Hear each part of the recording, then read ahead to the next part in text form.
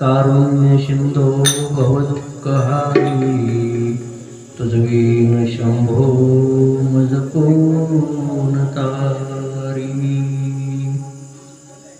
नमः शिवाय ओम नमः शिवाय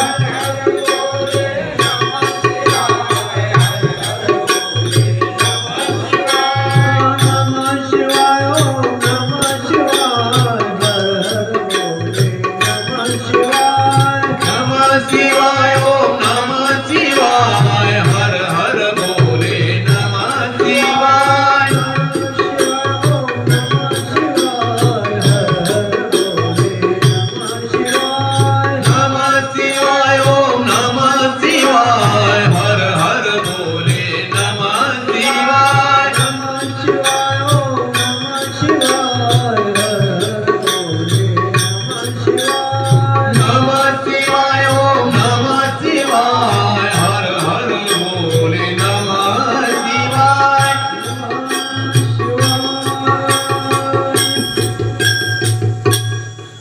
आज परम पावनी समर्थ सद्गुरू रत्नाकर महाराज यांच्या 21व्या पुण्यतिथीच्या निमित्तानं सर्व भक्तगणांच्या सेवेसाठी शिवपुराण महात्म्य भगवान शंकराच्या प्रती सेवा समर्पित करण्यासाठी आजपासून या सेवेला सुरुवात होत आहे।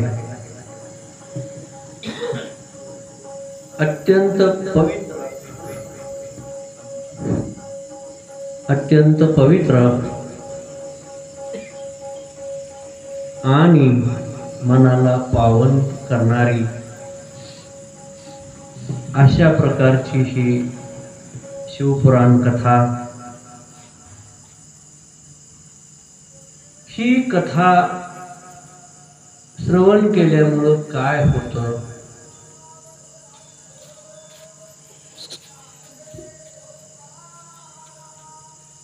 तर जे पापी आहेत, दुराचारी आहेत,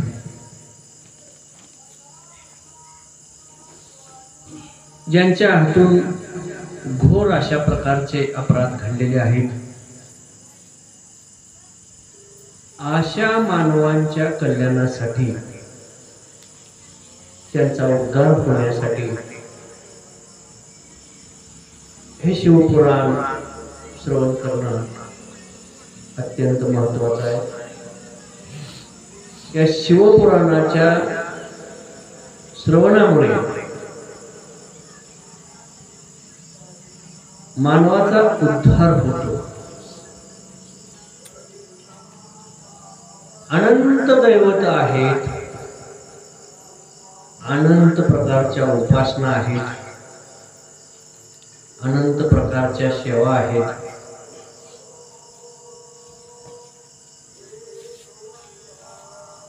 असं म्हटलं जाते भक्ती मार्गामध्ये की जन्मोजन्मी पुण्य केल्यानंतर काहीतरी सत्संग मिळतो, सद्गुरूंचं सानिध्य मिळतं, संवाद मिळतो. राहिला विषय मोक्षाचा. भक्ती करत असतात, ज्ञान मिळत असतं, पण मोक्ष प्राप्ती कधी होणार? काही लोकांना अनेक जन्मात सुद्धा ही मोक्ष प्राप्ती झालेली नसते. अनेक जन्म त्यांचे झालेले असतात, परंतु त्यांना मोक्ष मिळालेला नसतो.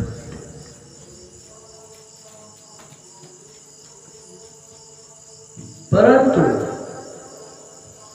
हे शिवपुराण महात्म्य एवढं मोठं आहे. या शिवपुराणाच्या कथा श्रवणामुळे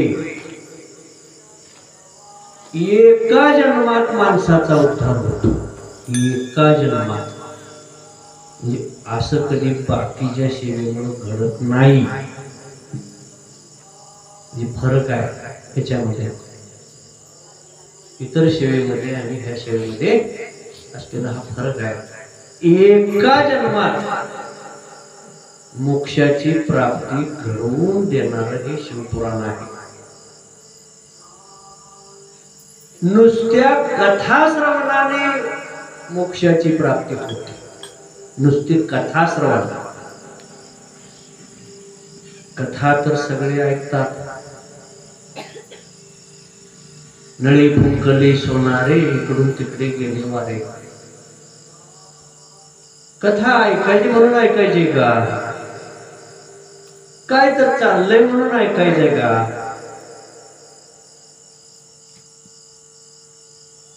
प्रत्येक गोष्टीची दीक्षा असते. दीक्षा, दीक्षा हा शब्द एका वेगळ्या ह्यानं वापरला जातो बाकीच्या ठिकाणी, की आम्ही दीक्षा घेतली. पण दीक्षा म्हणजे काय? तर दृढ भाव समर्पित करणं, आपल्या मनाचा निश्चय करणं,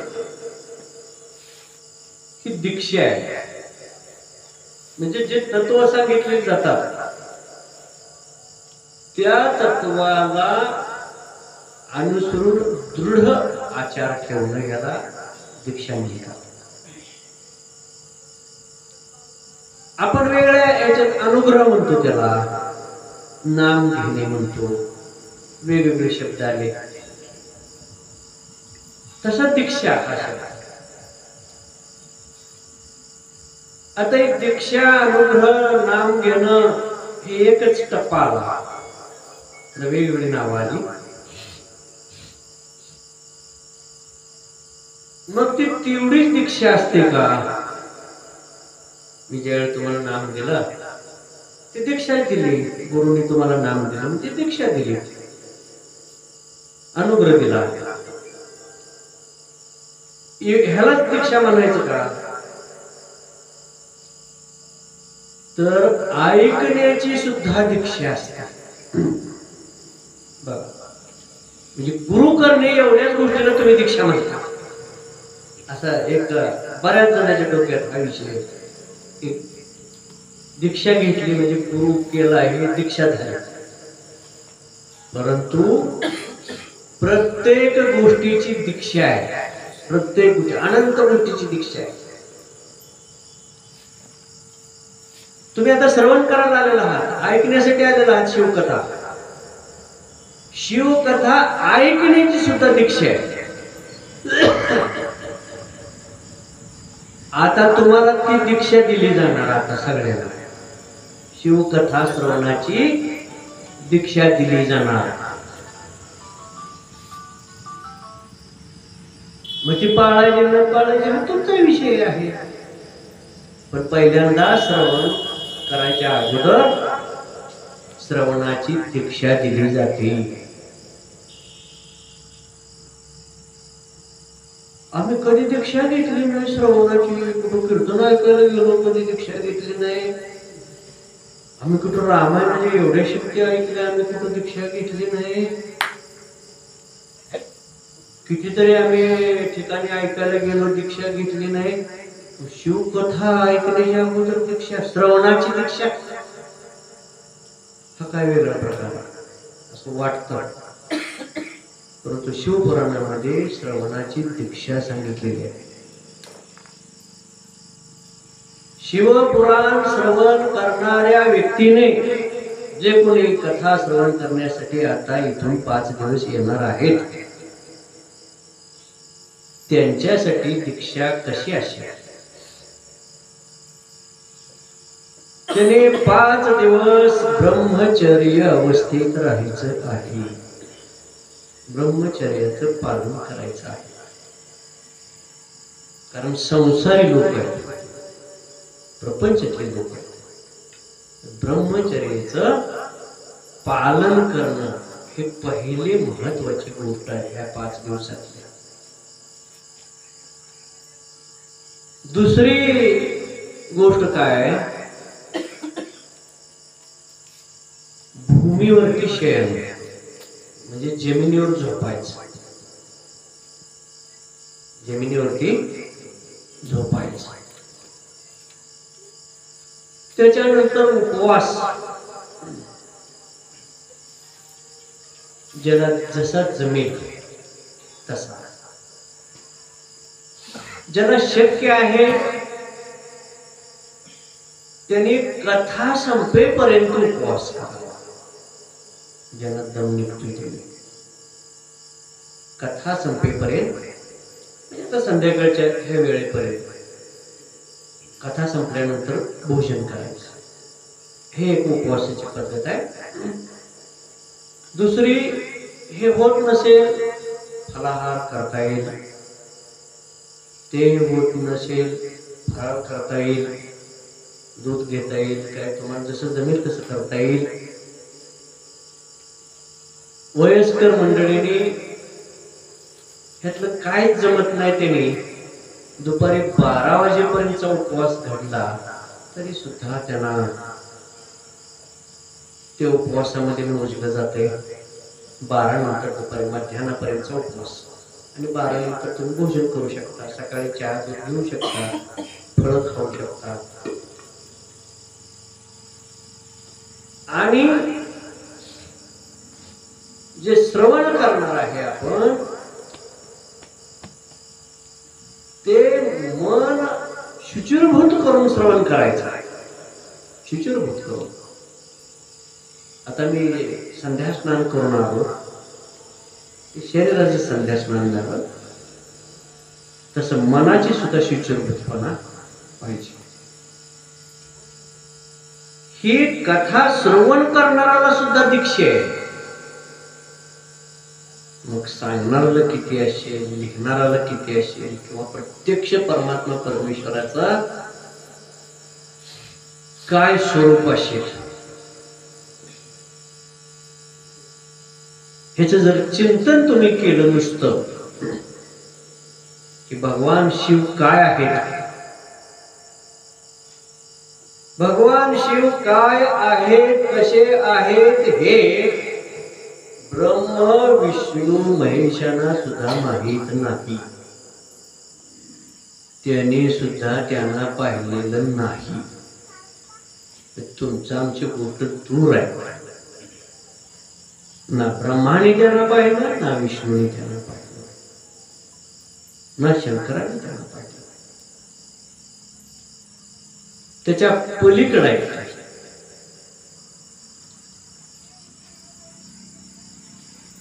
मग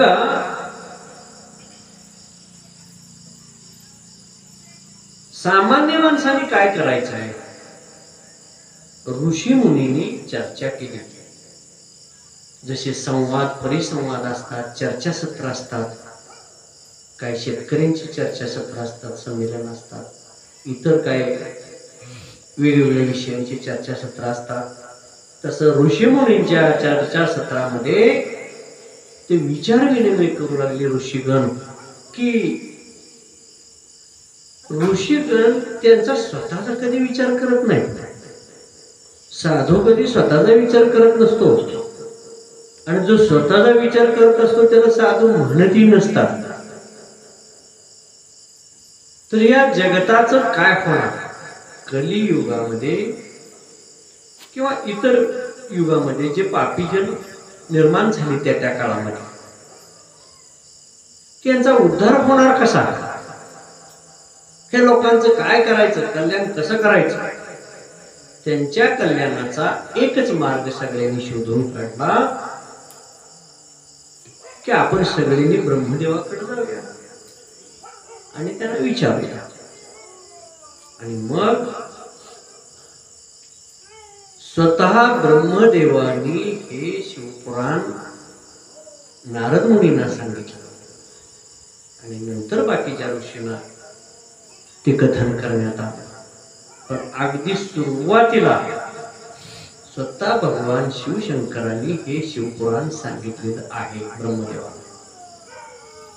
म्हणजे खूप मोठी ती मालिका आहे. आणि हा उद्धार होण्यासाठी हे श्रवणाचं महत्व अत्यंतिक महत्व आहे. म्हणून प्रत्येक गोष्टीचं आपण चिंतन केलं पाहिजे, किंवा त्याचं मनन केलं पाहिजे, विचार केला पाहिजे. क्षणोक्षणी करावा विचार. म्हणून काही कथा भाग या शिवपुराणात सांगितलेले आहेत. खूप कथा आहेत, 200-300च्या वर त्या कथा असतील. पण त्यातील काही निवडक बोध होण्यासाठी, आपण भक्तांना बोध होण्यासाठी काही निवडक कथा त्या ठिकाणी घेतलेल्या आहेत, की त्या कथेच्या माध्यमातून आपल्याला काही बोध होईल अशा काही कथा, निवडक कथा त्यातून निवडलेल्या आहेत. सुरुवातीलाच देवराज ब्राह्मणाची एक कथा त्यात सांगितलेली आहे. देवराज ब्राह्मण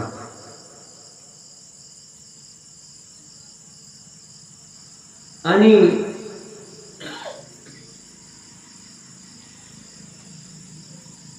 त्या देवराज ब्राह्मणाची कथा त्या ठिकाणी सांगण्यात आलेली आहे.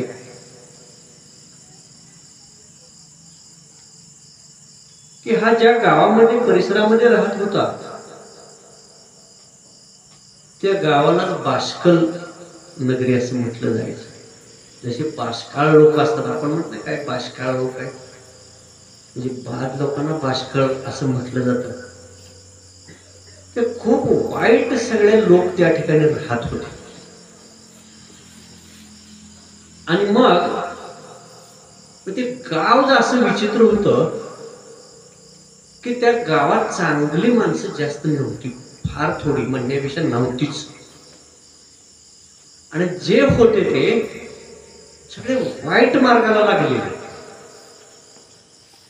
पापी, दुराचारी, व्यसनात गुंतलेले, अनंत अपराध करणारे, वाईट मार्गाला लागलेले असे त्या ठिकाणी लोक होते. सामान्य लोकांचं सोडून द्या, पण ब्राह्मण सुद्धा त्यांचा आचार विसरलेले होते की आपला आचार काय आहे, किंवा आपण काय केलं पाहिजे, आपली परंपरा काय आहे, हे ब्राह्मण सुद्धा विसरलेले होते. ज्याच्या त्याचा सेवा, ज्याचे त्याच्या परंपरा ज्याचे त्यांनी पाळायचे असतात, पण तिथं ब्राह्मणांचा सुद्धा आचार बदललेला होता. ते सुद्धा कुसंगतीत होते. साधू संतांची निंदा करत होते, देव लोकांची निंदा करायचे, वेद पुराणांची निंदा करायची. असे सगळे, म्हणजे ब्राह्मणांची ही स्थिती म्हणल्यावर बाकीचे कसे असतील याची गणनाच करता येणार नाही, त्याचा विचार सुद्धा करता येणार नाही, इतकी वाईट परिस्थितीत सगळे. आणि मग हा देवराज ब्राह्मण स्वतः त्यांचे परंपरा विसरून तो वैश्य वृत्तीनं रस विक्रय करायचा, विकण्याचा धंदा करायचा. एकच धंदा करत नव्हता, तो रस विक्रय करण्याचा धंदाही करायचा, लोकांना लुबाडायचा बी, खोटं बोलून लोकांची फसवणुकी करायचा, अनेक पाप मार्गाने तो अवलंब करायचा. व्यसनाधीन होताच, त्याच्यानंतर वेश्यागमन पण करायचा. अनंत प्रकारे वाईट मार्गाने तो त्या ठिकाणी काय करते त्यांचं त्यांना सुद्धा कळत नव्हतं, इतक्या वाईट मार्गाने दुसऱ्यांना त्रास द्यायचा, अशी अनंत वाईट कामं तो करत होता. आणि तो असं करत करत आपल्या गावावरून तो दुसऱ्या गावामध्ये गेला. असा त्याचा सगळा दिनक्रम चालू होता. आणि तो गेला असताना ते गाव प्रतिष्ठानपूर. काही गावं त्यांच्या नावाप्रमाणे साजेशी असतात, म्हणजे गावाला नावं सुद्धा चांगली असावीत, म्हणून जर नसली चांगली तर ती बदललेली बरी. प्रतिष्ठानपूर नाव होतं त्या गावाचं, गावाचं म्हणजे सगळे चांगले प्रतिष्ठापूर्वक सगळे लोक, सगळे चांगले. आणि मग तिथं लोक चांगले आहेत, म्हणजे तिथं सगळे भक्ती मार्ग चांगला आहे, सगळ्या गोष्टी चांगल्या आहेत, सत्संग चांगला आहे. आणि तिथं असं एक ब्राह्मण शिवकथा सांगत बसलेला होता मंदिरामध्ये. आणि हा देवराज ब्राह्मण फिरत फिरत गेला फिरत फिरत, पण देहाचा नाही भरोसा, उद्या होईल काय पडता. त्याला घटकत काय होतं शरीराला माहित नसतं. आणि मग त्याला कणकणी यायला लागली, ताप यायला लागला. आता आमच्या अनेक शिष्यांना ताप येतो, कणकणी येते, काही जण फोन बंद करून बसतात, नकोच उचलायला. मग काही जणांच्या घरच्याकडे फोन देतात, सांगा ताप आला म्हणून. अनंत गोष्टी असतात, म्हणजे सेवा टाळाटाळ करायची म्हणलं का ह्या गोष्टी होतात. आणि मग हा तापानं फणफणायला लागलेला होता, ताप चांगला झालेला होता त्याला. मग आता गावापासून दूर आलोय, तिथं काहीतरी चालू आहे कथा, चला थोडस बसूया आपण म्हटला. बसला, पण त्याला ते ताप वाढतच गेला. तिथनं त्याला दुसरीकडे जायला गेलं, काय करता येईल. असे एक नाही, दोन नाही, तीन नाही, एक महिनाभराचा काळ तिथंच तो अडकून पडला. आणि रोज तिथं कथा चालू असायची, ती कथा ऐकायचा, सगळ्या गोष्टी चालू होत्या. आणि मग आयुष्य संपण्याची वेळ आली. आयुष्य संपताना एक तर माणूस साधू संतांच्या संगतीत असावा, नसलं तर त्याच्या स्वतःच्या चिंतनात तरी तो असावा, म्हणजे त्याची स्वतःची तर सेवा चालू असावी, हरिनाम त्याचं स्वतःच तरी चालू असावं, किंवा गुरूंच्या सान्निध्यात तरी असावं. कुठला तरी चांगला योग त्याला घडावा. आणि मग ह्या ब्राह्मणाचा शेवटचा दिवस जवळ आला, आयुष्य संपत आलं, आणि कधी संपून गेले हे कळलं सुद्धा नाही. आयुष्य संपल्यानंतर आपल्याला माहित आहे यमलोक लगेच येतात, यमदूत येऊन घेऊन जातात आत्मा. आणि मग ते यमदूत आले आणि घेऊन गेले. आल्यानंतर ते मारतच घेऊन जातात, ज्यांचं वाईट कर्म आहे त्यांना मारतच घेऊन जातात, ओढतच. आणि मग यमलोकात ते घेऊन गेले. त्याला शिक्षा करायची आणि नरकात पाठवायचं, नरक भोगण्यासाठी, नरकाच्या यातना देण्यासाठी त्याला शिक्षा ठोठावायची. म्हणून ते यमदूत घेऊन गेले कुठं, यमलोकामध्ये. परंतु तेवढ्यात शिवगणाने हे सगळं पाहिलं आणि शिवगण त्या ठिकाणी पोहोचले. आणि शिवगणाने त्या यमदूतांना चांगला मार दिला आणि त्याला पिटाळून लावलं तिथून. आणि तुम्ही हा इकडे कशाला घेऊन आलाय? अहो म्हणजे लय वाईट माणूस आहे, त्याने किती जणांना पुरवलंय, किती वाईट कर्म केले, कितीतरी पाप झाले, वेश्यागमन केलेलं आहे, इतर वाईट गोष्टींना आनंद आहेत त्याच्या. मग एवढं सगळं पाप झालंय म्हणून आम्ही याला नरकात शिक्षा देण्यासाठी आणलेलं आहे, इथं नरक येऊन भोगण्यासाठी नाही. म्हणजे तुम्ही याला सोडून द्या, आम्ही घेऊन जाणार आहे म्हणजे. म्हणून तुम्ही घेऊन काय करणार म्हणजे? ते वाईट माणूस आहे म्हणजे. नाही म्हणजे वाईट होता, पण शेवटचा दिस त्याचा गोड झालाय. याच्यासाठी केला होता त्रास, शेवटचा दिसत गोड व्हावा. म्हणजे शेवटच्या टप्प्यात ह्याला शिवकथा श्रवण करण्याची संधी मिळाली, साधू संतांची संगत मिळाली, आणि देवालयातच थांबून त्याच ठिकाणी ह्याचा शेवट झाला, शेवटचा श्वास त्याने घेतला. आणि त्यामुळं शिवकथा ऐकल्यामुळं, शिवपुराण ऐकल्यामुळं याचा उद्धार झालेला आहे, तो पावन झालेला आहे, त्याचं पाप सगळं संपून गेलेलं आहे. म्हणजे त्याच्या आयुष्यात बाकीचं त्यानं काही चांगलं केलेलं नव्हतं, पण एवढं चांगलं केलं ते बी शेवटच्या टप्प्यात चांगलं केलं आणि जीवनाचा उद्धार झाला.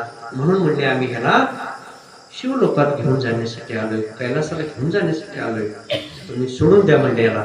आणि त्यांच्या ताब्यात घेतलं.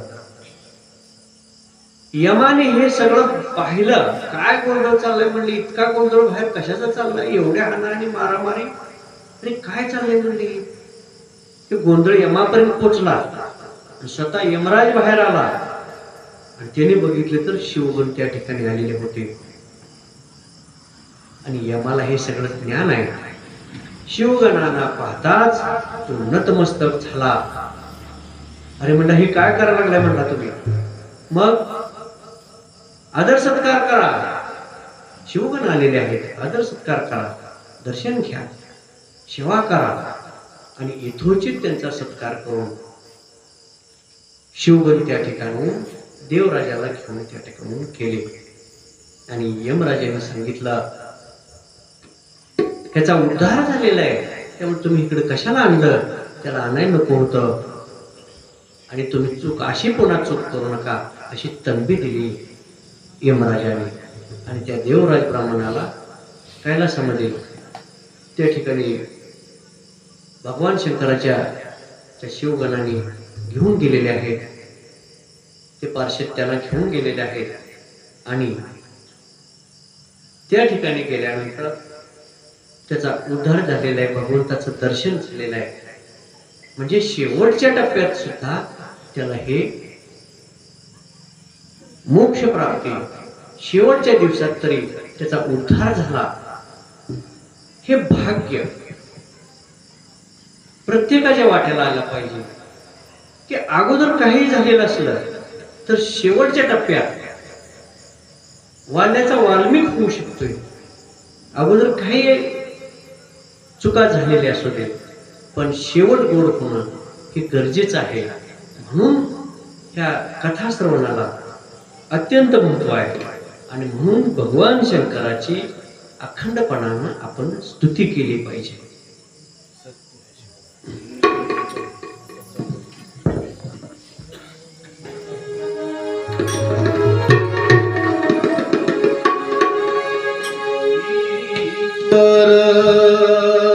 सत्य है,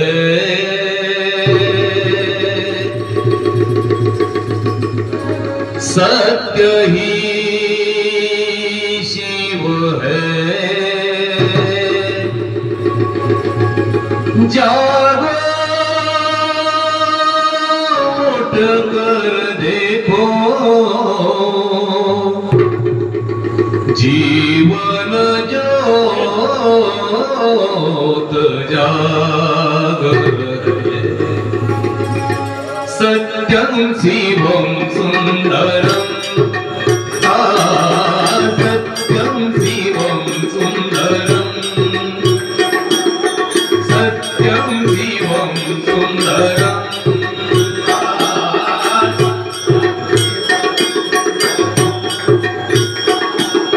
ईश्वर सत्य है, सत्य ही शिव है, शिव ही सुंदर है. सत्यं शिवं सुंदरं, सत्यं शिवं सुंदरं, सत्यं शिवं सुंदरं.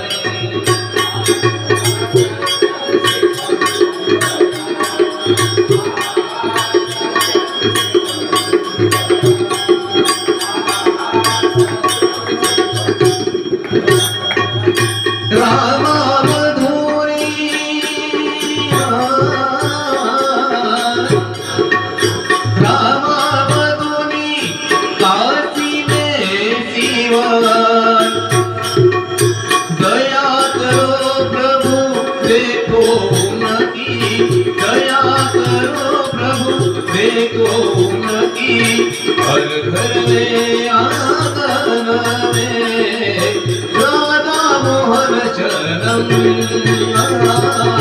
सत्यं शिवं सुंदरं, सत्यं शिवं सुंदरं.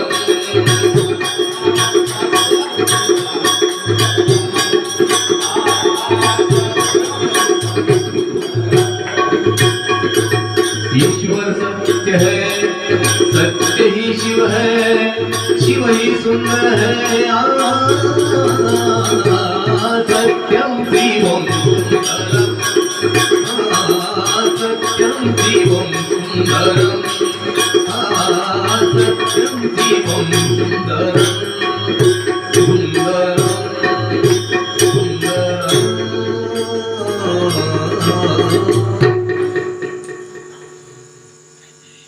आणि मग जीवनाचा उद्धार होण्यासाठी हे किती महत्वाचं आहे. श्रवण किती महत्वाचं आहे. कारण ही सहज घडणारी गोष्ट आहे. सोप्यातली सोपी सेवा आहे. पण आपण सोपा विषय अवघडात नेतो. नको त्या ठिकाणी कितीतरी वेळ खर्च करतो.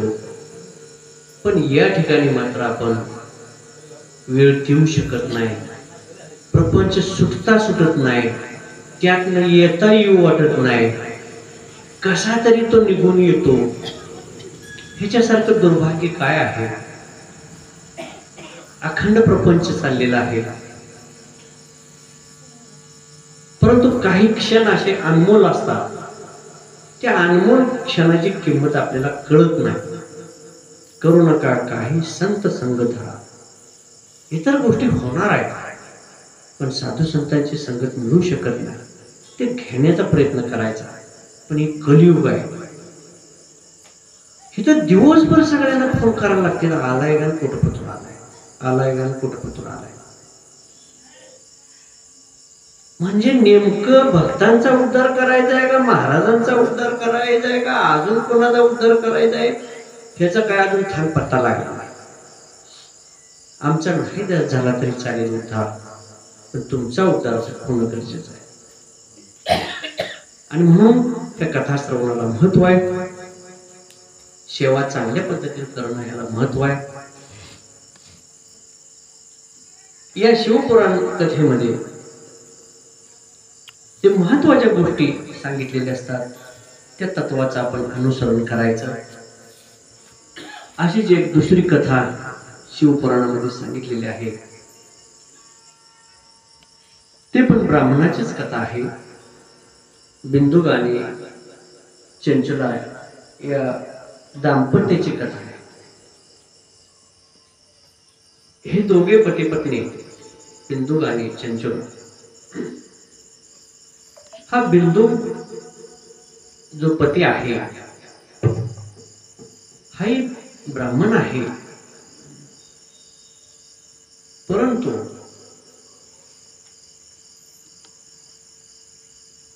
याचा सुद्धा आचार व्यवस्थित नव्हता. अनंत प्रकारचे वाईट मार्ग, वाईट संगतीनं स्वतःचं आयुष्य तो सुद्धा घालवत होता.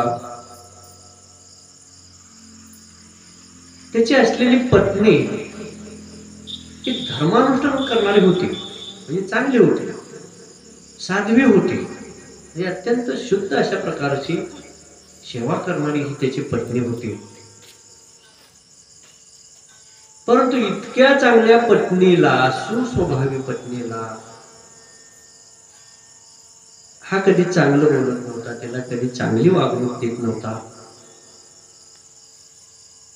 आणि अनंत वाईट असे अपराध हा करत होता. आणि मग साधे सुधे अपराध नाही, अनेक मोठे अपराध त्याच्या हातून घडले, अनेक मोठी पाप त्याच्या हातून घडायचे. तोही वेश्यागमन करायचा.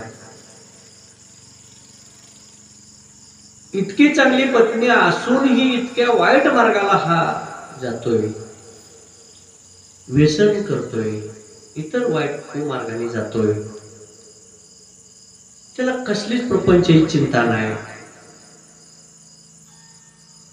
आणि असं असल्यानंतर पत्नीला या गोष्टीचं दुःख वाटतं आणि साहजिकच त्याच्या पत्नीला, ह्या बिंदुला, चंचुलाला हे अत्यंत दुःख वाटायचं की आपल्या पतीमध्ये काहीतरी सुधारणा व्हावी. आता पतीच्या सुधारणेसाठी कितीतरी बायकांनी देव पाण्यात घातले, पण त्या पती राजाला काय खान फुटला नाही, असंही काही ठिकाणी घडतं. पण प्रयत्न करत असतात काहीतरी त्या मार्गातून बाहेर निघेल याच्यासाठी, पण असं कधी सहज शक्य नसते गोष्टी. आणि मग खूप प्रयत्न केला की नाही त्या वाईट मार्गातून बाहेर काढण्यासाठी, पण तो काय त्यातनं बाहेर निघायला तयार झाला नाही, निघू शकत नव्हता. इतकी वाईट संगत त्याला जगलेली होती. अनेक लोकांना फसवायचा, नुसता फसवायचा नाही, अनेकांना लुबाडायचा, लुबाडूनही थांबत नव्हता, अनेक लोकांना ठार मारायचा. म्हणजे वाईटातली वाईट सगळी कामं तो करायची. इतकी वाईट काम, एक नाही, अनंत वाईट काम. आणि त्याचबरोबर वेश्यागमनी करत होता, व्यसन घेत होता. कुठल्याच गोष्टीची त्याला चिंता नव्हती. आणि खूप प्रयत्न केला त्याच्या पत्नीनं, चंचलीनं खूप प्रयत्न केला की काहीतरी डोक्यात प्रकाश पडेल याच्या, आणि मग दोघांचा प्रपंच चांगला चालेल असं त्याला वाटलं. परंतु तसं घडलंच नाही, घडू शकलं नाही. पत्नी चांगल्या स्वभावाची होती, पण तिला इतका मनाला वीट आला की आयुष्य संपत आलं तरी हा चांगलं वागायला तयार नाही. आपण तर चांगलं वागून काय करायचं असं तिला वाटायला. काय काय माणसं कुठल्या स्वभावाची असतील असं काय सांगता येत नाही. पती पत्नी ती एखादा वाईट वागत असेल तर दुसरं वाईट वागेलच असं नसते, ती दुर्लक्ष करत असते, त्याच्या संग काय करणार. काही ठिकाणी पती चांगल्या मार्गाने असतो, काही ठिकाणी पत्नी चांगल्या मार्गाने असते. पण एक जण वाईट मार्गाला लागलाय म्हणून दुसरा वाईट मार्ग शोधतो असं कधी घडत नसते, किंवा असं कधी होत नाही. फार थोड्या ठिकाणी असं घडतं. पण हिथं मात्र तसं घडलं की साध्वी असून सुद्धा, चांगल्या स्वभावाची असून सुद्धा खूप कंठाळून गेली आपल्या पतीच्या ह्या वागणुकीला, आणि ती सुद्धा धर्मभ्रष्ट झाली. म्हणजे धर्म सोडून वागायला लागली, आचार बिघडला, वाईट मार्ग सुरू झाला. आणि मग कालांतरानं असं दोघांचं दोन मार्ग चालू असताना पतिराजांचं आयुष्य संपत आलं, आणि तो त्याच्या वाईट कर्मातच त्याचं आयुष्य संपलं. सगळं आयुष्य संपल्यानंतर अत्यंत वाईट कृत्य केलेलं आहे, महापापी आहे, दुराचारी आहे. आणि मग त्याला काय न्यायला कोण, देवांचे दूत येणार नाही, यमदूतच येणार. आणि मग यमदूत त्याला नेण्यासाठी आलेले, त्याला पाशामध्ये बांधलेला आहे, यमाचा पासा. ते पाश घेऊन येतात, असा फुकाड खावला का ते पाशात घेऊन जातात. आणि त्याने पाशाने बांधला त्याला यमदूताने, आणि घेऊन गेले, यमपुरीला घेऊन गेले. आणि त्या ठिकाणी अत्यंत वाईट अशा प्रकारची शिक्षा त्याला त्या नरक योनीमध्ये त्या ठिकाणी देऊ लागली. नरक कुंडात बुडवलं, अनेक मोठमोठ्या शिक्षा केल्या त्याला.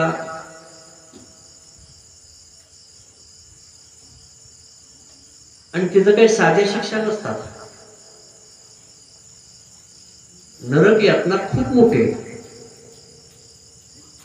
आणि तिथं शिक्षा काही सामान्य नाही, खूप मोठ्या शिक्षा त्या ठिकाणी ती यमदूत त्याला देऊ लागले. आणि भरपूर शिक्षा दिल्यानंतर तिथल्या जे यमयातना, नरक यातना सगळ्या भोगून झाल्यानंतर तिथल्या शिक्षा, तरी सुद्धा त्याचं पाप इतकं होतं की अजून त्याला शिक्षा किती करायची त्याला कळेल. मग तिथं भरपूर शिक्षा झाल्यानंतर पुन्हा त्यांनी काय केलं, तिथल्या शिक्षा संपवून पिशाची योनीत ढकलला. पिशाची योनीत, जे तुम्हाला त्रास देतात ना, त्या पिशाची योनीत त्याला ढकललं. पिशाच होऊन तो पर्वतावरती फिरू लागला. आणि मग आता त्याचं मार्ग तिकडं सुरू झालं. देह संपला, नरक यातना भोगल्या, भरपूर शिक्षा भोगल्या, आणि आता शेवटी शिक्षा भोगून पिशाच होऊन पर्वतावरती, डोंगरावरती फिरू लागला. की त्याचा प्रवास तिकडे सुरू झाला. तिकडे त्याची पत्नी, एक मुलगा होता त्याला. मात्र त्या मुलाचा सांभाळ करणं भाग आहे. ती प्रपंचामध्ये गुंतून गेली. घडीभर म्हणायचं असते, अहो तुमच्याशिवाय काय, अहो तुमच्याशिवाय काय. क्षणाचा नाही बरोबर, कोण कोणासाठी थांबणार. बरं, येताना कोण आलंय बरोबर, आणि जाताना कोण बरोबर येणार. तसं हे पती गेल्यानंतर त्या मुलाला सांभाळण्यात वेगळं झाली, संसारात रमून गेली. आता काय पतीचा विचार करायची गोष्ट आहे. आणि प्रपंच करू लागली मुलाचा सांभाळ करत करत. आणि असंच एके दिवशी श्रावण महिना होता, आणि या श्रावण महिन्यामध्ये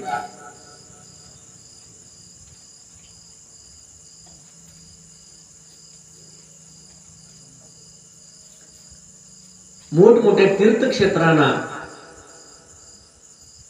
लोक जात असतात दर्शनासाठी.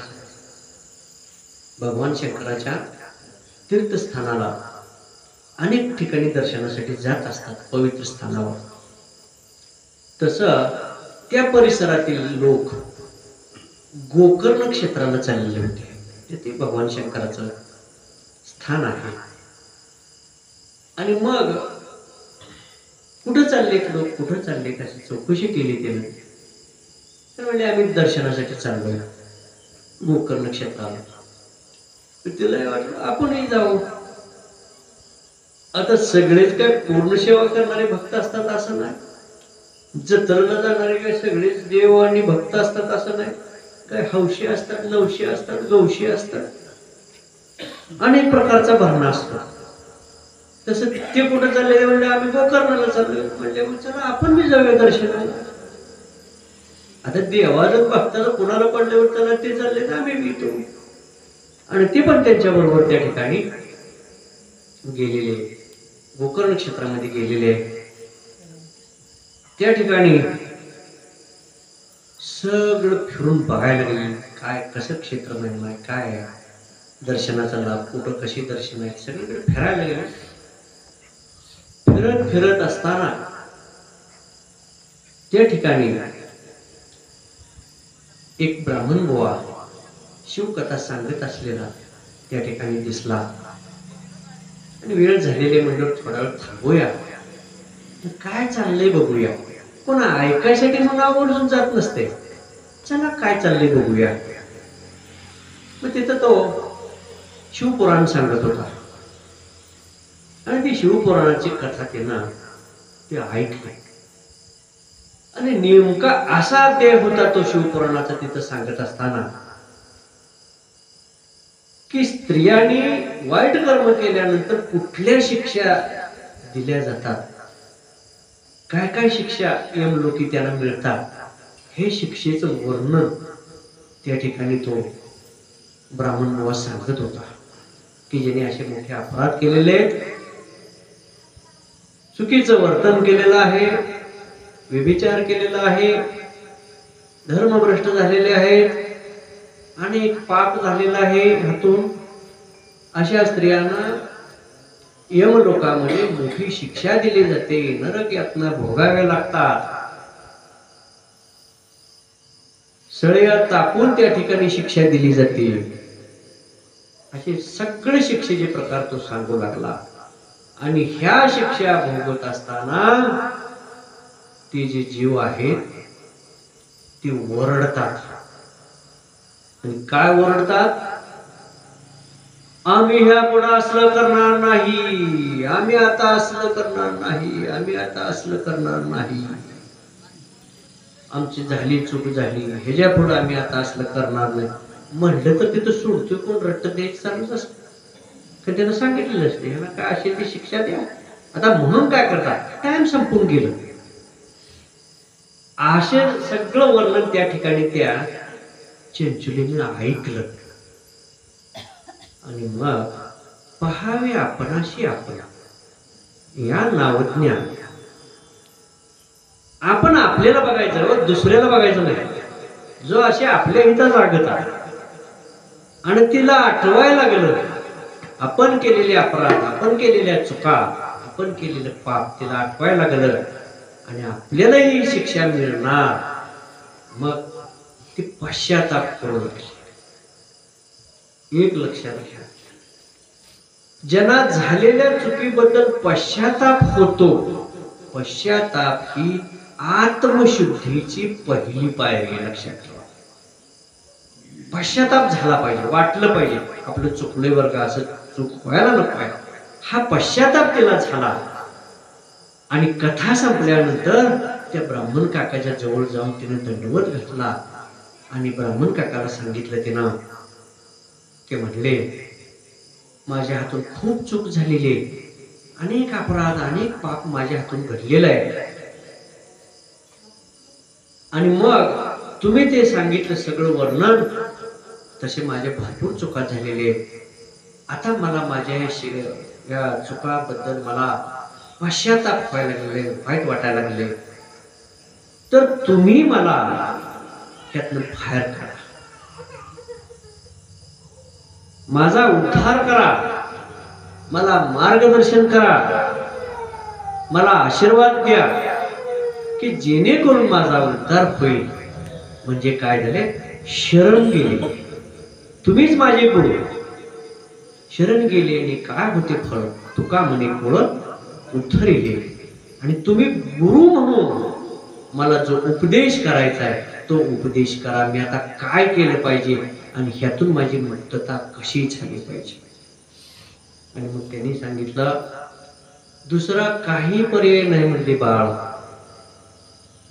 ह्यातनं जर तुला बाहेर निघायचं असेल, तुझं पाप संपायचं असेल, उद्धार व्हायची वेळ जर यायची असेल, तर तुला शिवपुराण कथा ऐकल्याशिवाय गत्यंतर नाही.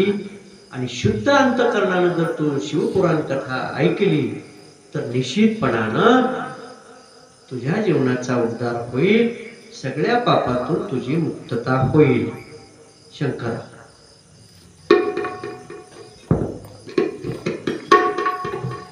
बरं वेगळा शंकर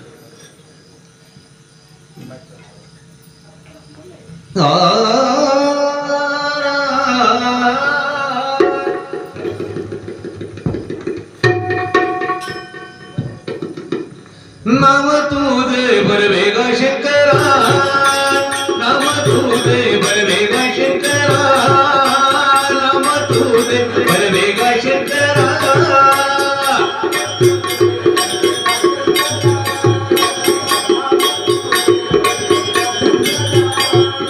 हर हर बरवेगा देवा, हर हर बरवेगा देवा, हर हर हर हर हर हर बरवेगा देवा.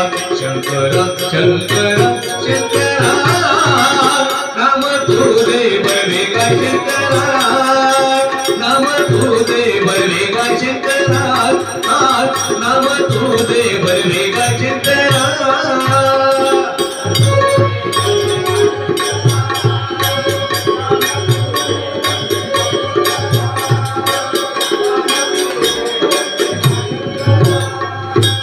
ऐसा आनंद राहुली,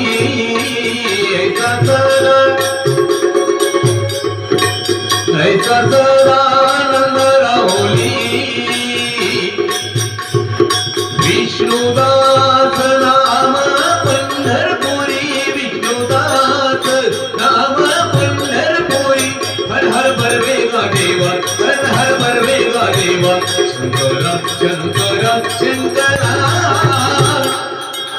नाम तुझे बरवेगा शंकरा, नाम तुझे बरवेगा शंकरा, नाम तुझे बरवेगा शंकरा.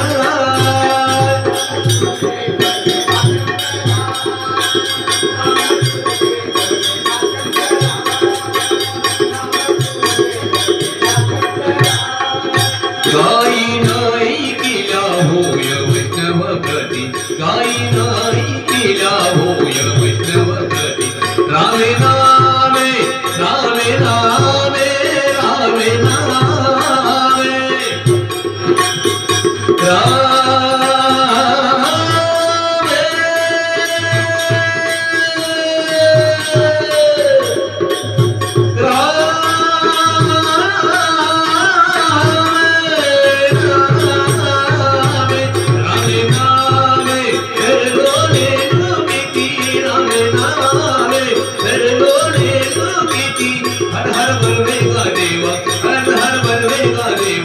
शंकरा शंकरा, नाम तुझे बरवेगा शंकरा, नाम तुझे बरवेगा शंकरा, नाम तुझे बरवेगा शंकरा. हरि ओम नमः शिवाय.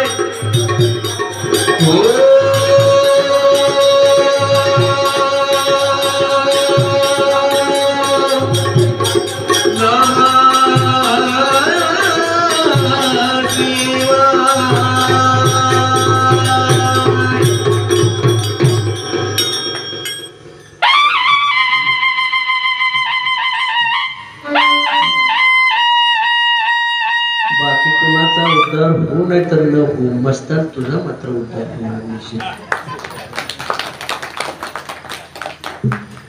आणि म्हणून अत्यंत परमपावन असं भगवान शिवशंकराचं नामस्मरण जे पावन करणार आहे, उद्धार करणार आहे. आणि मग ही चंचुला शरण गेली आणि उपदेश करण्यासाठी सांगितलं. त्यांनी सगळा उपदेश केला. भगवान शिवशंकराच्या कृपेशिवाय, त्यांच्या चिंतनाशिवाय उद्धार होणं शक्य नाही. म्हणून तू शिवपुराण कथा श्रवण कर असं म्हणून सांगितलं. आणि मग त्याच ठिकाणी तिनं राहून संपूर्ण महिनाभर ती शिवपुराण कथा ऐकली. सगळं शिवपुराण कथा तिनं श्रवण केली, मनोभावे तिनं श्रवण केली. आणि पुढे नंतर ज्यावेळी वार्धक्य आलं, तिचं आयुष्य संपत आलं. आयुष्य संपताक्षणी तिला घेऊन जाण्यासाठी त्या ठिकाणी शिवगण आले. आणि शिवगण तिला घेऊन त्या ठिकाणी कैलासावरती गेले. उद्धार झाल्यामुळं, पाप संपल्यामुळं तिला शिवलोकामध्ये घेऊन गेले. शंकर पार्वतीचं दर्शन झालं आणि भगवंताचं दर्शन झालं, पार्वतीचं दर्शन झालं. दोघांच्याही दर्शनानं तिला अत्यंत समाधान वाटलं. म्हणजे जीवनातील एक असा अनमोल प्रसंग ती पाहत होती की जीवनाचं सगळं सार त्या ठिकाणी एकवटलेलं होतं. आणि तो अनमोल क्षण भगवंताच्या दर्शनाचा, शंकर पार्वतीच्या दर्शनाचा योग आला. दर्शन झालं, तिचा उद्धार झाल्यामुळं कैलासामध्येच तिला ठेवण्यात आलं. पार्वतीची ती सेवा, मनोभावी सेवा करू लागली. सेवा करत करत पार्वतीची सखी झाली, मैत्रीण झाली. बघा, संगतीत गेल्यानंतर, चांगल्याच्या संगतीत गेलं का चांगलंच घडतं. आणि म्हणून करू नका काही, संत संग धरा, हे एवढ्यासाठी सांगितलं आहे. तिथं पार्वतीचा सत्संग मिळाला, सखी होऊन बसली, मैत्रीण झाली पार्वतीची. आणि मग मैत्रीण झाल्यानंतर एकमेकीच्या गोष्टी एकमेकीला बोलल्या जातात, हितगुज केलं जातं. आणि तसं चंचुलेनं तिच्या मनामध्ये विचार येऊ लागले की आता आपण इथं आलोय, भगवंताचं दर्शन झालं, पार्वतीचं दर्शन झालं, उद्धार झाला,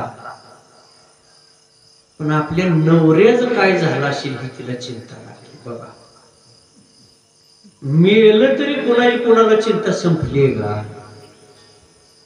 तिसऱ्या दिवशी किती जणांना पाया पडायला लावते, चिंता संपली नसते. तसं हिचा उद्धार झालाय, सगळं झालंय, पण हिच्या मनामध्ये विचार सतत यायला लागले की आपल्या नवऱ्याचं काय झालं असेल, इतका वाईट वागला, मग त्याचं काय झालं असेल आणि काय केलं असेल आणि काय शिक्षा त्याला मिळाली असेल आणि ते आता कुठं असेल, असं वाटायला लागलं तिला. आणि मग सगळं विचार मग्न असताना पार्वतीने तिला विचारलं, म्हणजे काय तू कशाला विचार करते? म्हणजे काय सांग, म्हणजे तुझी काय चिंता आहे तुझी? मग तिनं आपली चिंता तिला बोलून दाखवली की माझी एक इच्छा आहे म्हणजे सांग, म्हणले काय असेल तर तुझी इच्छा पूर्ण करेन. तर म्हणले माझा नवरा अत्यंत पापी, दुराचारी, वाईट वर्तन करणार होता. इतकं वाईट वर्तन करणार होता की तो वेश्यागमन तर करणारा होताच होता, आणि एका शूद्र जातीच्या वेश्येबरोबर त्यानं विवाह सुद्धा केला होता. इतकं वाईट वर्तन असलेलं आहे. आणि मग त्याच्या हातून चांगलं काय घडलंच नाही. तो आता कुठं असेल आणि काय करत असेल आणि माझी त्याची भेट होईल का, आणि मग तुम्ही मला माझ्या नवऱ्याची भेट घडवून द्यावी, आमच्या दोघांनी पुन्हा एकदा गाठ पडावी असं वाटते म्हटले. आता ते कुठं हे कुठं, ते अगोदर गेलाय, ते मागणं आले, पण इच्छा व्यक्त करायला काय पैसे पडत नाही. त्याने आपली इच्छा बोलून दाखवली. आणि मग ती काही सामान्य स्त्री नव्हती, देवी आहे स्वतः. आणि तिने अंतर्ज्ञानानं अंतःचक्षुनं पाहिलं की कुठं आहे म्हणजे हा बघा. लगेच त्याचा शोध घेतला तर हा नरक यातना भोगून, नरकवास भोगून, यमपुरीमध्ये भरपूर शिक्षा भोगून विंध्याचल पर्वतावरती पिशाच्य योनीमध्ये पिशाच्य होऊन भटकत होता. म्हणजे इकडून तिकडं पळायचा, फिरायचा, आरडाओरडा करायचा, किंचाळायचा, अशा अवस्थेत तो त्या पर्वतावरती इकडे तिकडे फिरत होता. ते पाहिलं पार्वतीने आणि सांगितलं, म्हणजे तुझ्या नवऱ्यानं भरपूर पाप केलेलं आहे. आणि मग तो नरक यातना भोगून आता पिशाची योनीत जाऊन पडलेला आहे. त्याला टाकले पिशाची योनीत आणि तो विंध्याचल पर्वतावरती अक्राळ विक्राळ रूपामध्ये तो फिरत आहे म्हटलं. आणि मग त्याच अवस्थेत तो भटकत राहणार म्हणजे. मग विनंती केली, प्रार्थना केली देवीची आणि म्हणले, तुम्ही काही करून मार्ग काढा आणि माझ्या नवऱ्याचा उद्धार करा आणि त्यांचा उद्धार करून मला त्यांची भेट घडवून द्या. वाईट असल्यावर कोण कोणा जवळ येईल, म्हणजे घाणीत पडला त्याला शुद्ध करायचा आणि मग भेट घडवायची. हे तर काय केलं जातं, गटारीत लोळणारे इकडं आणले जातात, घाणीतनं शुद्ध करा आणि मग त्यांची भेट घडवून द्या. तोवर भेट कुठली होती, ती त्यातनं उठतच नाही. तसा तिने इच्छा व्यक्त केली. आपण पार्वतीने सांगितलं, तिला कसलंच पुण्य नाही म्हटली, पापच आहे सगळं. तो पिशाची नीट भटकत करायला लागलाय, काही मार्ग काढा पण त्याचा उद्धार करा. म्हणजे एकच मार्ग. कसं आहे, बायका मनातलं हितगुज खरं बोलतात, खोटं बोलत नाही. आणि म्हणले एकच गोष्ट आहे, म्हणजे काय की जर त्यानं शिवकथा पुराण जर ऐकलं, शिवपुराण ऐकलं, शिवकथा ऐकली तर त्याचा उद्धार होईल. आता ही पिशाची युनिट फिरायला लागलाय बोंबलत, आता कुठं शिवपुराण ऐकायला जायचं, कसं करायचं, कोण कुठं ऐकणार काय, त्याला जवळ तरी येऊ देतील. आणि म्हणजे शिवपुराणामुळे त्याचा उद्धार होईल आणि मग तुझी भेट एखाद्या वेळेस घडू शकते.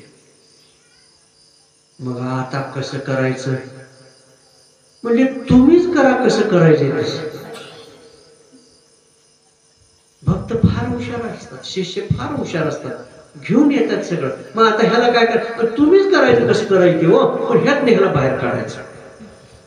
कसं करा तुम्ही ठरवा, आम्हाला काय कळते त्यात. तसं त्यानं सांगितलं चंचुलीनं, तुम्ही काय करायचं ते करा, त्याला कसं ऐकवायचं ते शिवपुराण ऐकवा, पण ह्याचा उद्धार करा आणि माझी भेट घडवून द्या. म्हणजे ठीक आहे म्हणजे. तर देवानं किंवा देवीनं काय अवघड गोष्ट आहे त्यात, त्यांना असे काय गोष्ट आहे, त्यांना त्यांच्या मनात यावी लागते, त्यांच्या मनात यावी लागते गोष्ट. नुसतं मनात येऊस तर अवकाश. आणि मग पार्वतीनं मनावर घेतलं, आता ह्याला शिवपुराण ऐकल्याशिवाय ह्याचा उद्धार होणार नाही.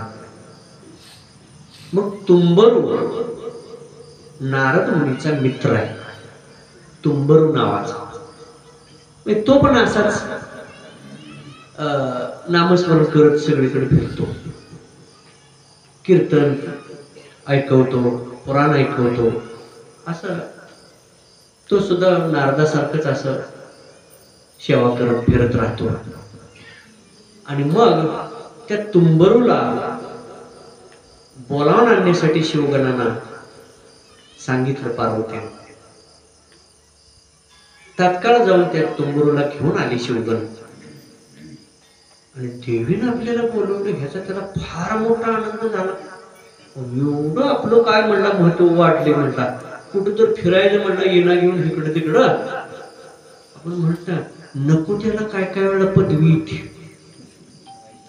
2 अभंग पाठ नसणाऱ्याला सुद्धा नारदाची गादी दिली जाते. कीर्तनाला उभं केलं जातं. आणि पुढं पिशाची युनिट पडायच्या आधीच ही पिशाची होऊन फिरते बोबल. मी काय मेल्यावर पिशाची होते काय मरायच्या आधी पिशाची होऊन फिरते. भटकंती त्याची सुरू होती. आणि मग ह्या तुंबरूला बोलावून घेतलं. त्याला आनंद वाटला. जो खरा भक्त असतो ना, खरा किंवा खरा शिष्य असतो, ती वाट बघत असतो मला कवा काम सांगतो गुरुन देऊ. फक्त हनुमान आठवा. हनुमंताचं कशी सेवा बघा. असं वाट बघत बसतोय मला कवा आज्ञा देते काय काम सांगते. वाट बघत बसतो. आज काय परिस्थिती. काम सांग तोंड फिरवते तिकडे. बघू सवड आहे का नाही, मेळ बसवला नाही, आणि लईच काम आहे ती. जाणार एक दिवशी लगा काम इथेच राहायचे. काही जाताना घेऊन जाणार नाही. तुला गुरु कळत नाही, गुरुची आज्ञा कळत नाही, संदेश कळत नाही, विचार कळत नाही, टाइम टेबल कळत नाही, सेवा कळत नाही, विश्वास कळत नाही, काय कळत नाही. कसली सेवा आली. आणि मग इथं तुंबरूला खूप आनंद वाटला आणि पळतच गेला आणि दर्शन घेतलं. काय आज्ञा म्हणजे देवी तुमची, आणि मला गरीबाला कशाला बोलवले म्हणते. म्हणजे तू भगवान शंकराचा एकनिष्ठ शिष्य आहेस, तू एकनिष्ठ भक्त आहेस, तुझी आवड आहे म्हणजे आम्हाला, म्हणून तुला बोलवलंय. तुझ्याकडे एक काम आहे. माझ्याकडे काय काम आहे, मी काय काम करणार आहे. असं नाही म्हणजे तुझ्याकडेच काम आहे, सांगा म्हणजे. तर म्हणजे ही चंचुला. बर मग हिचा पती अत्यंत पापी आणि दुराचारी होता. आणि तो नरक यातना भोगून पिशाची योनीत पडलेला आहे आणि विंध्याचल पर्वतावरती भटकत आहे. पिशाची योनीत पिशाच होऊन भटकत आहे. मग त्याला तू जाऊन शिवपुराण कथा ऐकवायची आहे आणि त्याचा उद्धार करायचा आहे. ही कामगिरी तुझ्यावरती आहे. आणि जाताना तू हे चंचुलीला बरोबर घेऊन जा म्हटली. ठीक आहे म्हटल्या. जशी सांगितले काम शिव का करा. चांगल्या माणसाला कोण बोध करायला तयार नाही. आणि आता पित्राशाला त्या पिशाच्याला जाऊन बोध करायचं आणि पुराण सांगायचं म्हणजे किती अवघड गोष्ट आहे. पण सांगितलेलं काम करायचं काही सांगून. आणि त्यानं काम स्वीकारलं. ठीक आहे म्हणला. चंचुलीला घेतलं. विमानात बसून ते विंध्याचल पर्वतावरती आले.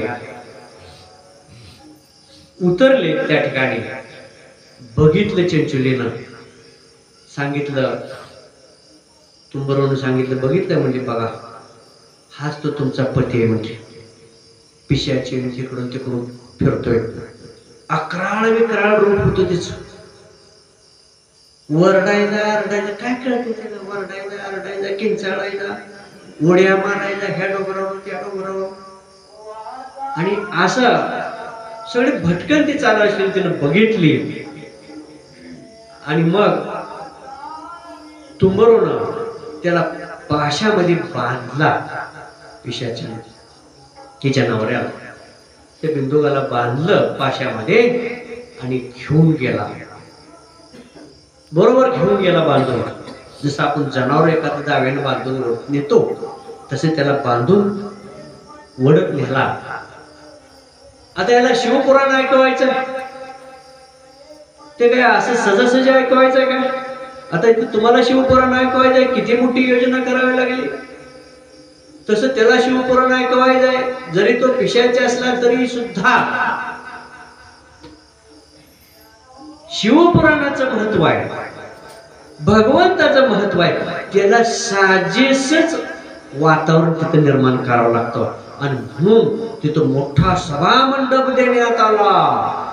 बघा काय व्यवस्था, मोठा सभामंडप देण्यात आला, सगळी व्यवस्था करण्यात आली आणि तिथं जे सगळे ऋषीगण होते विंध्याचल पर्वतावरती, त्या ऋषीगणांना बातमी कळली तुंबरू महाराज इथं शिवपुराण कथा सांगायला येणार आहे, मोठा सभामंडप दिलेला आहे, अशी बातमी पसरल्यावर सगळे साधू संत ऋषी मुनी सगळेजण आपल्या शिष्यगणांना घेऊन त्या ठिकाणी सभा मंडपात येऊन बसले. बघा निमंत्रण द्यायची गरज लागली का? नुसती बातमी कळली त्यांना.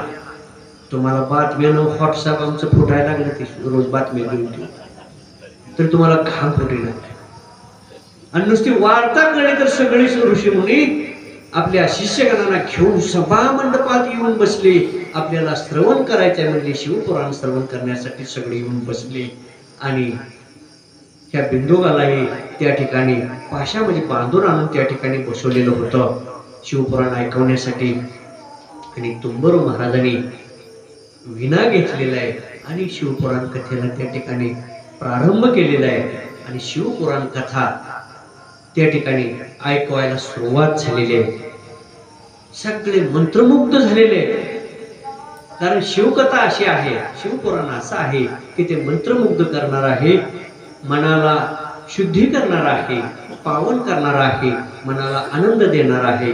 सगळेजण तृप्त झाले सगळं शिवपुराण ऐकून. आणि या बिंदुगाचा, त्या पिशाच्या युनीत पडलेल्या बिंदुगाचा, चिंचोलीच्या ह्या नवऱ्याचा, त्याचा एक उद्धार झाला आणि सगळ्या पाप संपलं. त्याचं सगळं पाप निघून गेल्यानंतर दिव्य शरीर त्याला प्राप्त झालं. दिव्य शरीर, ते दिव्य शरीर कसं प्राप्त झालं? पांढरा शुभ्र कापरासारखा झाला, कापरासारखा पांढरा शुभ्र असा झाला. दिव्य कायात निर्माण झाली. शरीर जे होतं ते दिव्य शरीर निर्माण झालं. इतकं सुंदर शरीर झालं. पाप सगळं संपल्यामुळं, उद्धार झाल्यामुळं आणि गुरूंची कृपा झाल्यामुळं, आशीर्वाद मिळाल्यामुळं त्याचा उद्धार झाला. आणि आपल्या नवऱ्याला दिव्य स्वरूपात पाहिल्यानंतर तिला ओळखू सुद्धा येईना इतका गणित चमकायला लागला. अगदी हिरा चमकल्यासारखा चमकायला लागला. आणि मग त्याला आनंद वाटला आपल्या नवऱ्याचा उद्धार झाला म्हणून. आणि मग त्या ठिकाणून त्या दोघांनाही नेण्यासाठी कैलासावरून विमान आलेलं होतं. त्या विमानामध्ये दोघांनाही बसवण्यात आलं आणि कैलासावरती नेऊन भगवान शिवपार्वतीच्या समोर त्या ठिकाणी त्याला उभा केलेला आहे. आणि मग पार्वतीलाही आनंद झाला, चिंचोलीच्या पतीचा उद्धार झालेला आहे, त्यालाही आनंद झाला. आणि आनंद तर झालाच झाला, पण त्या दोघांना सांगितलं तुमचा आता उद्धार दोघांचाही झालेला आहे आणि आता तुम्ही इथंच सेवा करायची आहे, इथंच थांबा, तुम्हाला इथंच आम्ही सेवा देऊ. आणि ती चंचुला पार्वतीची सेवा करत त्या ठिकाणी दररोजची नीतिनियमाची सेवा करण्यासाठी त्या ठिकाणी सेवक म्हणूनच त्या ठिकाणी थांबली. आणि हा तिचा पती जो आहे, हा पती हिंदू, ह्याचाही उद्धार झाला. आणि तो त्या ठिकाणी भगवंतांनी स्वतःचा पार्षद म्हणून त्याला नेमणूक दिली. पार्षद म्हणजे देवांचा एकनिष्ठ सेवक, त्याला पार्षद असं म्हणतात. आणि ह्या बिंदुगाला देवानी पार्षद म्हणून नेमलं, म्हणजे एकदम जवळचा सेवक म्हणून त्या ठिकाणी त्याला मान मिळाला. म्हणजे किती भाग्य फळाला आलं, किती आनंद झाला की जीवनाचा उद्धार भगवंताच्या शिवकथा श्रवणानं, भगवंताच्या दर्शनामुळं किती उद्धार झाला. दोघेही आनंद झाले आणि दोघेही आनंदात त्या ठिकाणी कैलासावरती सेवा करत राहिले. म्हणजे शिवपुराणाचं इतकं महत्व आहे.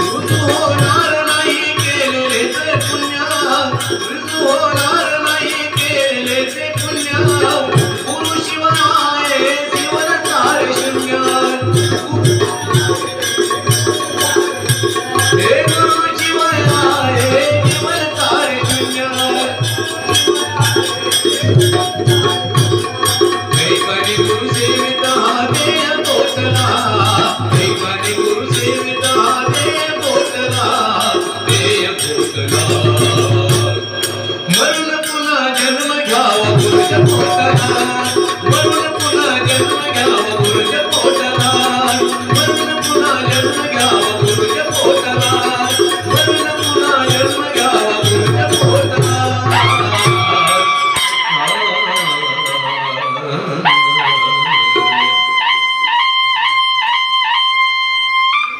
आज ज्या कथा आपण पाहिल्या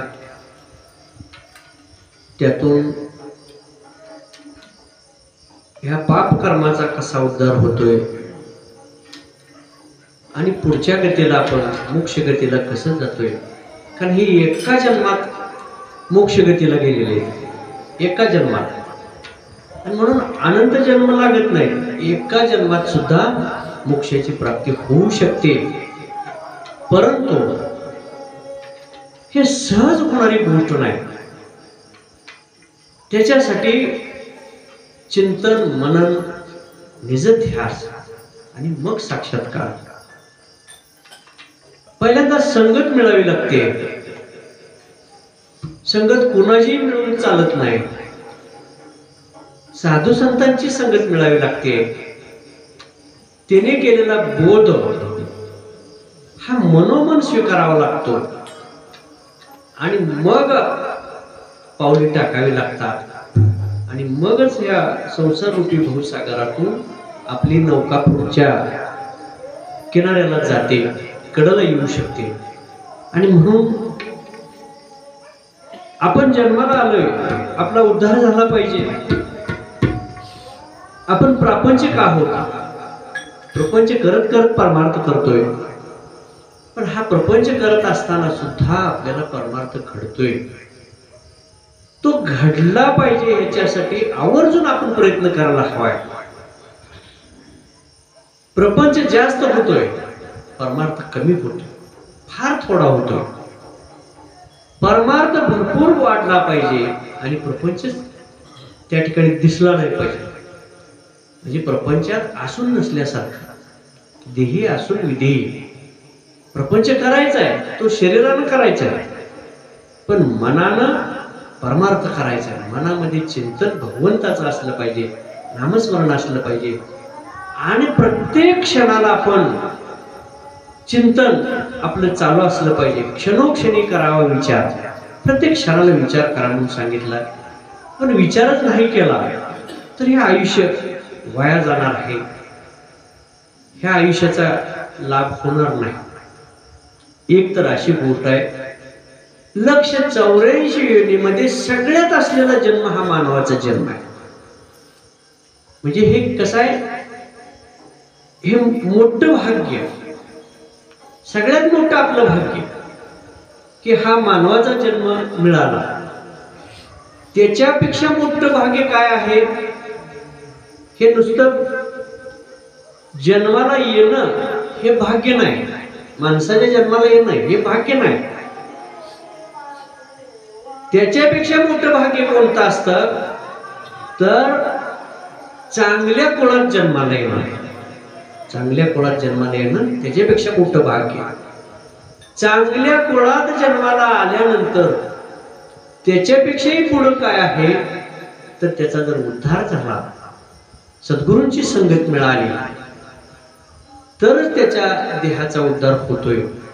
अन्यथा जन्म मिळून सुद्धा तो वाया जाण्याची भीती असते. आणि म्हणून कर्मानुष्ठान श्रेष्ठ आहे, कर्म श्रेष्ठ आहे. याच्यापेक्षा जप श्रेष्ठ आहे, त्याच्यापेक्षा ध्यान श्रेष्ठ आहे. शेवटी कुठे येतंय तर भगवंताचं चिंतन मनोमन करत राहिल्यानंतर निश्चितपणानं आपल्याला फलप्राप्ती होते. आणि म्हणून ह्याच्यासाठी साधू संतांच्या संगतीत आपण राहायला पाहिजे. हे सहज होणाऱ्या गोष्टी नाहीत, आवर्जून केल्या पाहिजेत किंवा अट्टहासानं केल्या पाहिजेत. भगवान शिवशंकरांचं स्वरूप हे वेदांना वर्णन करण्यासारखं त्याच्या पलीकडचं आहे. देवानी वर्णन करता येणार नाही, वेदांना वर्णन करता येणार नाही, कोणालाही त्यांचं वर्णन करता येणार नाही. ब्रह्म विष्णू महेश यांना कोणालाही त्यांचं वर्णन करता येणार नाही, असं वर्णन त्यांचं आहे. प्रत्यक्षात शिव काय आहे ते आपण उद्याच्या भागामध्ये पाहणार आहोत. आजच्या भागामध्ये ते वेळ आपल्याला नाही. प्रत्यक्षात शिव काय आहे किंवा नेमकं शिव स्वरूप काय आहे, नेमकं भगवंत काय आहे ते स्वरूप आपण उद्या पाहणार आहोत. आज आपल्या या पारायणाला सुरुवात झाली, शिवपुराणाला सुरुवात झाली. आजचा पहिला दिवस आहे, परंतु उद्या 15 ऑगस्ट असल्यामुळं सगळे कामाच्या घाईत आहेत, म्हणून आज आपण जास्त वेळ घेणार नाही. आजची सेवा थोडी लवकर आपण संपवणार आहोत, कारण सगळ्या नोकर वर्गाला परत त्यांच्या घरी जायचंय, गावी जायचंय, लांबचा प्रवास करून त्यांना जायचंय. आणि म्हणून करता आजची सेवा आपण थोडी लवकर संपवतोय. परंतु उद्याच्याला थोडा वेळ जास्त जरी लागला 10-5 मिनिटं तरी आपण ते घेण्याचा प्रयत्न करणार आहे. उद्या अडचणीत असलेले उद्या सगळेजण भाविक भक्त येतील. आणि म्हणून करता हे कथा आजच्या ऐकल्यानंतर आता उद्याची कथा पण तुम्ही ऐकणार आहात, पण आजचं चिंतन म्हणून आजच्या आज करा. आजचा जो बोध आहे तो स्मरणात ठेवण्याचा प्रयत्न करा. आणि इथं लक्षात येईल तुमच्या की जे सांगितलेलं आहे ते जर अनुसरण केलं, आचरणात आणलं तर निश्चितपणानं उद्धार होणार आहे. आणि म्हणून करता पारायण असू दे, भजन कीर्तन असू दे, कोणत्याही गोष्टी असू दे, ते मनोभावे करा. आणि मनापासून सेवा केल्यानंतर त्याची फलप्राप्ती निश्चितपणानं होणार आहे. भगवान शिवशंकराचं सान्निध्य निश्चितपणानं लाभणार आहे. त्यामुळे कळी काळाची चिंता करण्याची गोष्ट नाही, कुठल्या संकटाची चिंता करण्याची काही गोष्ट नाही. आणि म्हणून आजची सेवेला आपण आज या ठिकाणी विराम देतोय. आजच्या महाआरतीसाठी यजमान कोणाला आरतीसाठी यजमान येऊ दे. या मोरे दाम्पत्याला आजचे आरतीचं यजमान जे त्यांना येऊ द्या, दोघांना आरती घेऊन करा.